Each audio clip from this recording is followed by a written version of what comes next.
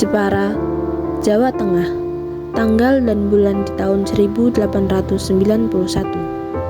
Hari itu, Kartini kecil tidak bisa berhenti bersedih.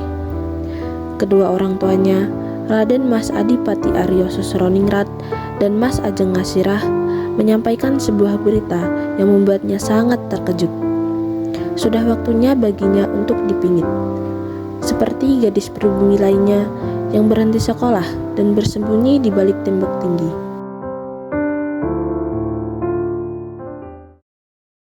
Trinil, kau akan dipingit. Haruskah Trinil dipingit? Ya, sudah saatnya engkau dipingit. Tapi Ibu, Bapak, Trinil ingin melanjutkan sekolah. Trinil ingin menjadi gadis pribumi yang cerdas, memiliki cita-cita, membuat dunia ini terang. Trinil tak ingin dipingit, Trinil ingin bersekolah. Trinil, Bapak tidak bisa memenuhi permintaanmu. Ini adalah tradisi adat istiadat sejak dulu. Perempuan tidak perlu bersekolah yang tinggi, nak. Sudah saatnya untuk dirimu dipingit. Mempelajari segala hal yang harus dikuasai oleh seorang wanita, kemudian menikah dengan orang yang tepat. Pak, tidak bisakah sesekali tradisi itu tidak dilaksanakan? Trinil, Bapak adalah bupati. Bapak adalah pemimpin rakyat Jepara. Bapak tidak mungkin menghancurkan tradisi kita sendiri.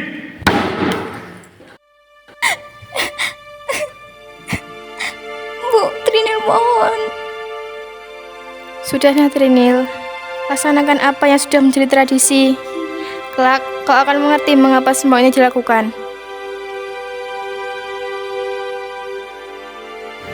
Sore itu, Kartini berkumpul bersama 3 adiknya, Raden Ajeng Kardinah, Raden Ajeng Rukmini, dan Raden Ajeng Sumatri, serta 2 kakaknya, Raden Mas Panji Sosrokartono dan Raden Mas Busono.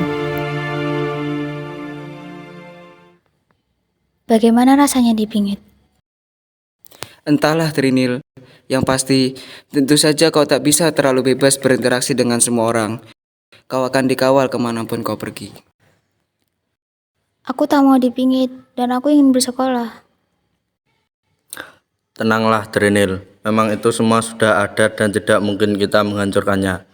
Kami akan meminjami buku-buku padamu agar kau bisa tetap belajar. Dan aku berjanji akan menjadi guru bahasa Belandamu, menggantikan gurumu yang lama. Terima kasih. Aku sangat menyayangi kalian. Perasaanku sangat kacau sekarang. Semuanya pasti akan terasa seperti di penjara. Bersabarlah adikku, kau bisa melalui ini semua. Kau adalah perempuan tangguh, kami yakin itu. Iya, itu pasti. Sesungguhnya, apa itu dipingit? Entahlah, ibu bilang aku tak bisa bebas seperti dulu. Dan aku akan selalu ditemani kemanapun aku pergi. Aku tak masalah dengan itu semua. Sebenarnya yang kuinginkan hanya bersekolah. Aku, Rukmini, dan Kardinah kan masih bersekolah. Kapan kami akan dipingit juga? Saat umur kita mencapai 12 tahun, Sumantri, ya kan Trinil?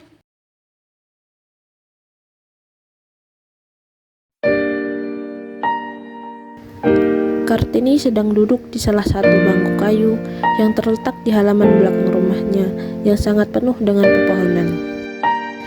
Tiba-tiba, 2 gadis berwajah Eropa terlihat berjalan dari kejauhan.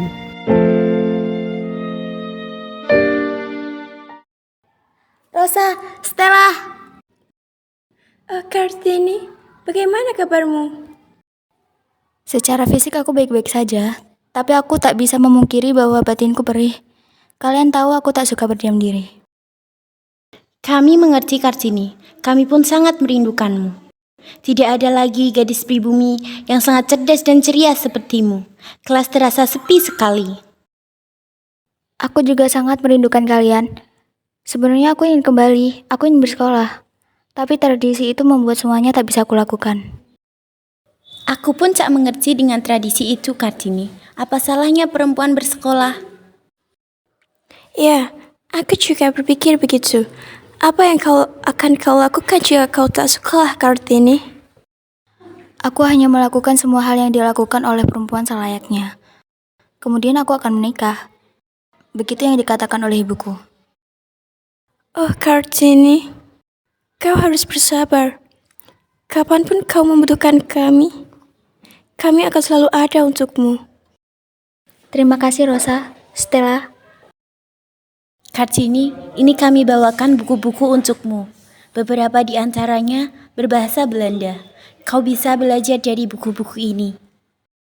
Sungguh, aku tidak bisa berkata apa-apa lagi. Tak apa Kartini, nanti kami akan mengunjungimu lagi dengan Annie dan Van Col. Kami akan membantumu melewati masa-masa sedihmu.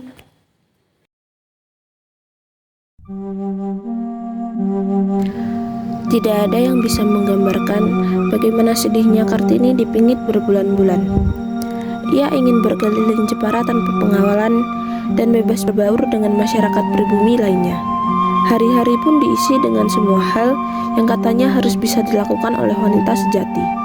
Ditambah dengan belajar bahasa Belanda melalui buku-buku yang dipinjamkan oleh sahabat-sahabatnya dan kakaknya. Tiba-tiba, Kartini mendengar jendela kamarnya yang berbunyi.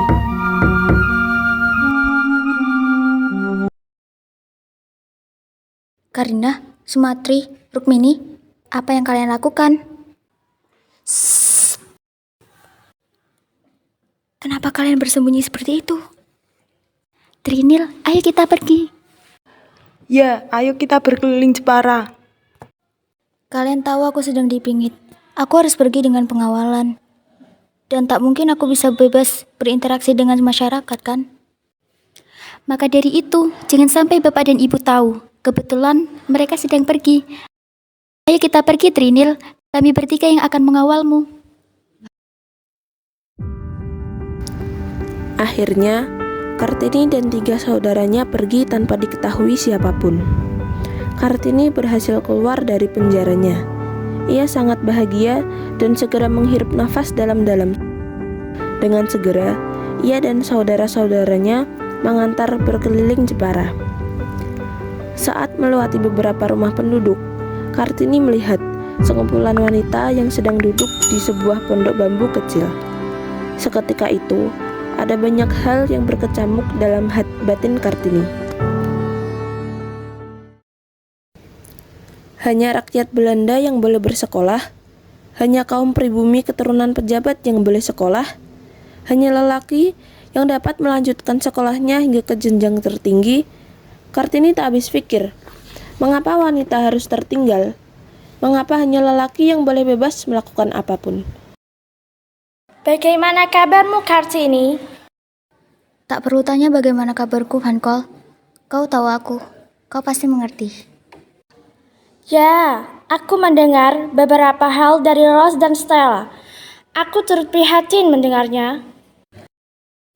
Kau pasti bisa bertahan, Kartini. Terima kasih, Ani. Sebenarnya aku ingin mengajak kalian bertukar pendapat. Mengenai apa? Beberapa hari lalu, aku pergi berkeliling Jepara. Aku sempat berbicara dengan beberapa wanita pribumi. Mereka tidak ada yang bersekolah, tak pernah sekalipun menimba ilmu. Benarkah? Hanya orang Belanda dan anak pejabat yang boleh bersekolah. Dan hanya kaum lelaki yang boleh mengenyam pendidikan hingga tingkat tertinggi.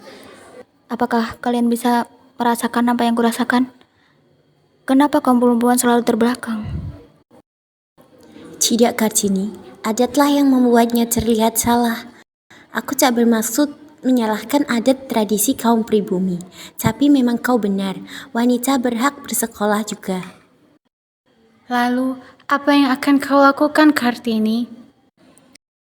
Ani, aku ingin merubah semuanya. Aku tak bermaksud memberontak pada adat. Tapi aku rasa semua ini salah. Aku ingin wanita bisa bersekolah. Aku akan membuat semua itu terjadi. Aku akan membangun sekolah untuk kaum perempuan. Tapi bagaimana caranya, Kartini? Kau dipingit, kecuali kau sudah bebas dari pingitan. Dan yang kau rencanakan adalah misi yang sangat besar. Kau akan mengubah adat, Kartini. Bila aku tak mengubahnya, Sampai kapan kaum perempuan pribumi akan terus tertindas? Dan akan terus dikelilingi kebodohan dan kegelapan. Kau benar, Kartini. Kau adalah perempuan pribumi yang memiliki kecerdasan dan kami yakin kau bisa merubah semuanya. Kartini tak pernah berhenti belajar dan mencari cara untuk mengubah segalanya. Rosa, dengan siapa kau kesini? Apa bersama sahabat-sahabat yang lain? Tidak, Kartini. Aku bersama kedua orang tuaku. Benarkah? Aku ingin menemui orang tuamu, Rosa. Sudah lama aku tidak bertemu dengan Tuan dan Nyonya Abendanon. Sebentar, Kartini.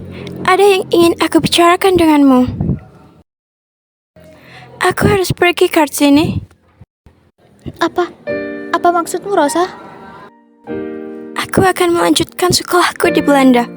Aku sudah lulus dan aku harus meraih jenjang pendidikan yang lebih tinggi. Bagaimana dengan Stella, Annie, dan Van Kool? Mereka juga akan pergi. Kami akan kembali ke Belanda. Sebenarnya kami ingin mengajakmu ke Belanda. Kami ingin kau meraih cita-citamu. Kami ingin kau melanjutkan sekolahmu, Kartini. Tapi kami sadar kau tak akan diizinkan untuk pergi. Aku tak bisa berpisah begitu saja dengan kalian, Rosa. Kita masih bisa berkirim surat, Kartini. Yakinlah, aku, Annie, Stella, Van Kool akan selalu membalas suratmu. Akan selalu mengabarkan semua hal yang terjadi di luar sana.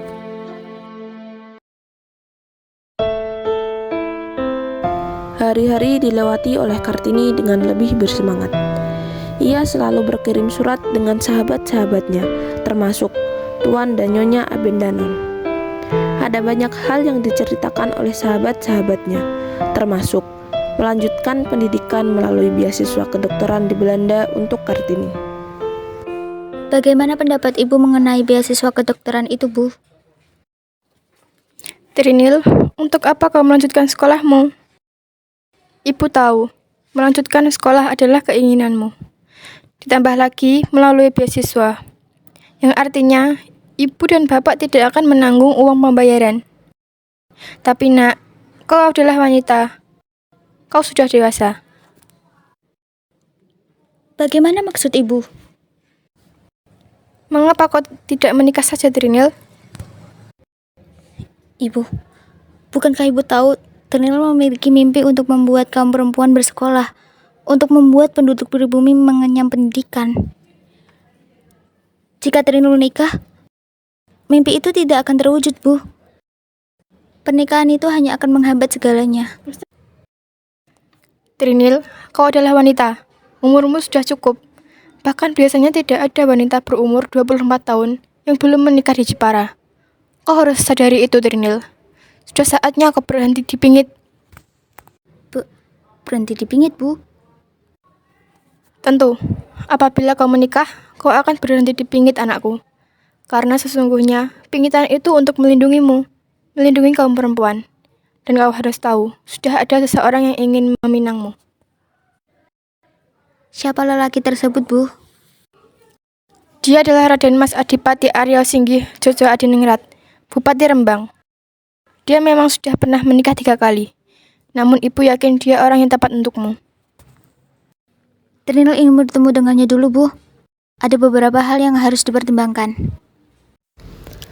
Kartini, kedua orang tuanya, Kardinah, Panji, dan Busono, berdiri di ambang pintu menunggu kehadiran sosok yang sudah ditunggu-tunggu. Selamat datang, Adipati Aryo Singgih. Mari, silahkan duduk.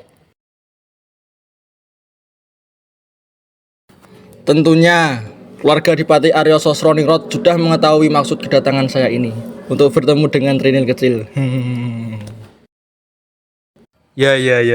Mohon maaf sebelumnya Adipati Aryo Singgih. Semuanya bergantung pada Kartini. Bagaimana jawabannya? Kami membiarkan ia mengambil keputusannya sendiri. Lalu, bagaimana jawaban Kartini sendiri? Bapak, Ibu, Boleh Kartini berbicara berdua saja dengan Raden Mas Adipati Aryo Singgih, Jojo Adiningrat?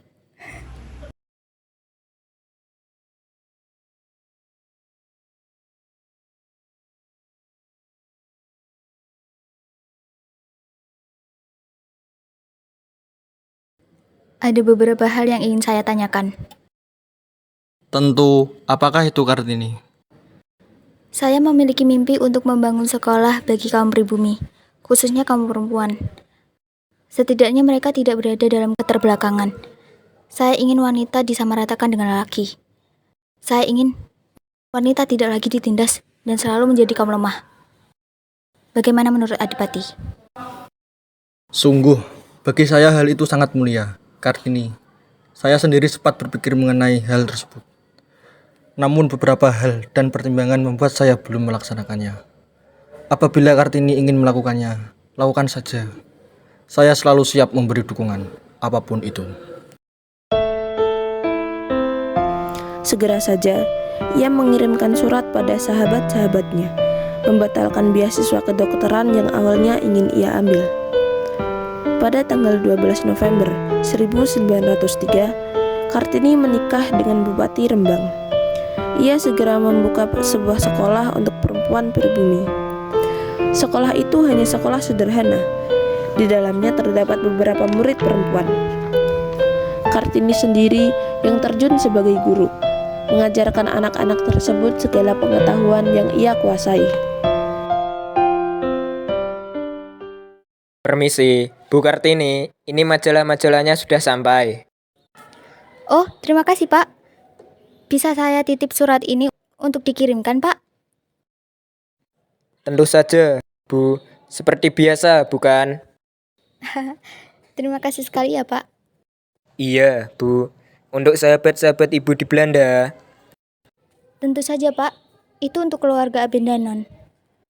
Kalau begitu, saya permisi dulu, Bu Kartini. Ibu, Bu Kartini.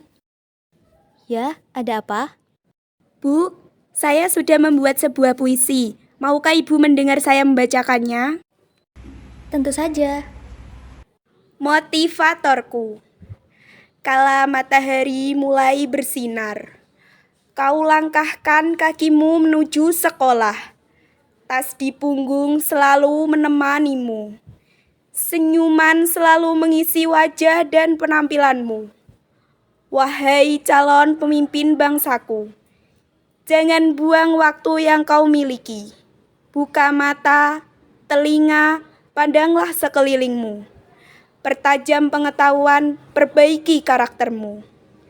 Wahai motivatorku, tingkatkan semangat dan motivasimu. Hidup harus terus berjalan, walau kadang lelah dan bosan menghampirimu. Untuk hari esok yang ceria dan memukau. Wah, bagus sekali, anak pintar. Bu, saya sudah bisa menghitung penjumlahan dan pengurangan dengan cukup lancar. Ibu mau melihat? Saya juga, Bu, saya juga bisa. Ayo kita masuk ke kelas. Kita belajar lagi. Kalian memang anak-anak yang pintar. Kartini terus mengajar di sekolah kecilnya hingga pada akhirnya ia hamil anak pertama dari pernikahannya dengan Raden Mas Adipati Aryo Singgih. Memasuki bulan ke-7 kehamilannya, Kartini lebih banyak beristirahat.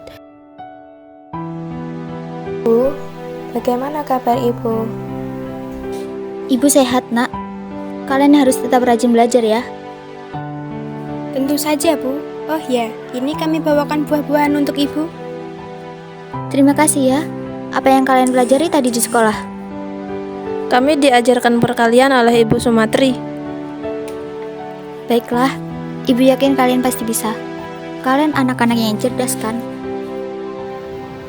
Memasuki bulan ke-9 kehamilannya, Kartini lebih banyak berbaring.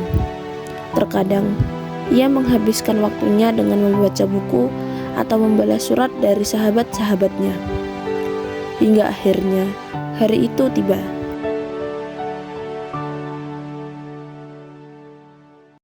Tanggal 17 September 1904, beberapa hari setelah kelahiran Raden Mas Susalit, tiba-tiba saja tubuhnya melemah. Mata yang bersinar itu perlahan-lahan menutup, dan tubuh yang penuh pancaran cahaya tersebut terdiam. Hari itu, Raden Ajeng Kartini menutup hidupnya. Setelah perjuangan panjang, emansipasi wanita, dan berbagai mimpi yang ia coba wujudkan, akhirnya ia menutup usia. Kelak, berkat perjuangannya, masyarakat pribumi terutama wanita hidup lebih baik dan tidak lagi ditindas. Seluruh rakyat pribumi dapat bersekolah siapapun itu, berkat perjuangan Raden Ajeng Kartini.